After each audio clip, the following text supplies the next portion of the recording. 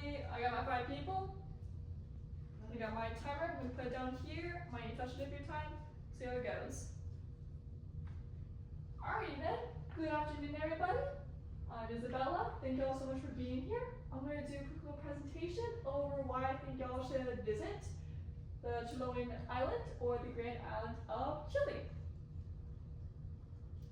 So like normal, I'm gonna start with my table of contents. I'm gonna give y'all a quick rundown of why I want to visit and what I think about it. Then we're going to go into parks, rivers, lakes. I'm going to give a little information about this map I found. And then I'm going to end off with the local culture. It's not my main focus, but I do want to bring some into it. Alright, quick rundown. So for starters, Chile is a small island, small nation in South America. It is located on the southern western part of it.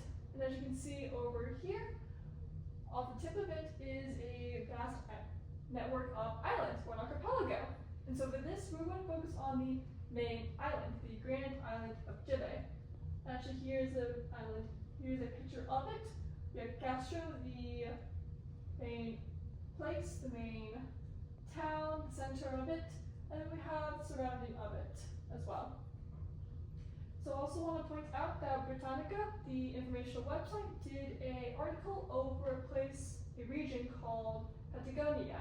Patagonia is actually located mainly in Argentina, but it spans all across Peru and Chile as well. Patagonia is known for its vast network of lakes and rivers and glaciers. I really wanted to kind of focus on that and the nature of this island for the presentation, how I love to explore, travel, and hike across this cute little island. So for starters, I found a website called Go Ask a Local, and it gave me all information on how to get to this island. So for starters, we're going to start here in Houston, and then we're going to fly to Santiago, Chile. It is the capital of Chile, and from there you can fly, you can do one of two things. You can fly to Puerto Montt, which is a town more southern, and then from there you can take a car to this town called Paraguay, which is on the coast. And then next you can take a ferry from there to the southern tip of the northern tip of the island called Chaco. You can also take a direct flight from Santiago to the main city of Castro. Now mind you, this is only available during the very touristy months, January, February, March, and then also during the summer times, when the weather is nice. Now there is talks about a bridge or a main highway connecting the island to the mainland. However, nothing is confirmed yet. Obviously, it's not open to the public. The only two ways to this island is to a direct flight during the touristy months or a ferry. Now let's get into it. I found a website called Swoop, and this actually gave me a lot of information about these parks.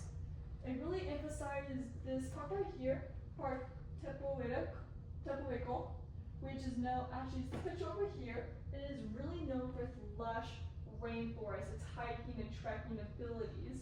It goes through some of the mountains, and it really is just, I've seen such beautiful images of it. Now, it is located about the central part of the island, and a little bit north of that is the main national forest. Also, that's the picture up there. It's on the coastline. It's wonderful to see some marine life.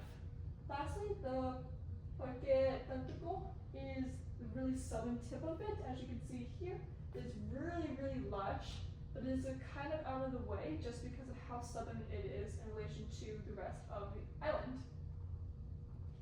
Next, I want to talk about the lakes and rivers. Another website I found called Travel Coach Chile really emphasized the river district because this is again in part of Patagonia. This is part of the considered lake district. Now we're only going to focus on the lake district obviously inside of the island, but it actually covers a lot more into Chile. But for this, we're going to focus on about 5 of these rivers and lakes. First one I'll point out is Rio Chepo. It is on the northern tip. I'll show you what that is later. And it is one of the most famous rivers in this area just because of the vast city living city-ish living around the area.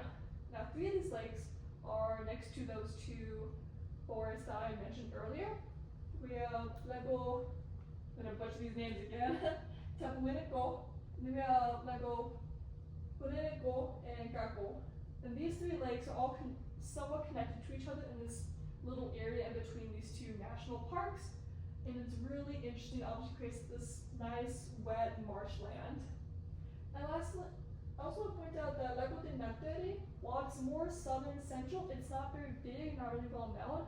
However, this last lake is really, really south, kind of where that last national forest is.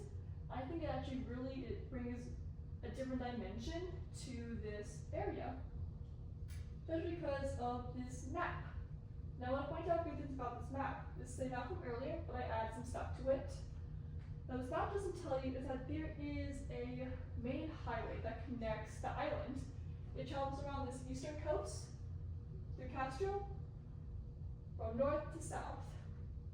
And I do want to point out that a lot of the main towns and cities are on this northern eastern part due to the proximity of where the main highway is and also where the ferry is. Ferry is the main way in and off the island, so it makes sense a lot of the towns will be near that area. I do want to point out that you see this little area right here. This is where the lakes and national forest are.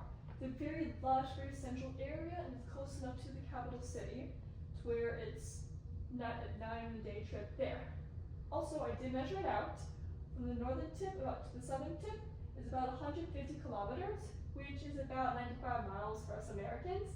It takes about an hour and a half to travel by car. So really, this is a perfect day trip opportunity. If you want to spend the night, there are cabins located all across this region. Perfect little place to stay. Like I mentioned earlier, we have Laguna Chicoito here and the Lash National Forest, which can be put on here because it's so far southern tip. These 2 areas are not really as touristy or as popular just because of its distance to where everything else is. It's a little out there, so it's a little harder to get to. But definitely, if you want to get more to untouched areas, that's the place you want to go. Lastly, I'll talk a little about the culture. Keep this picture in mind because I'm going to be talking about these structures a little bit.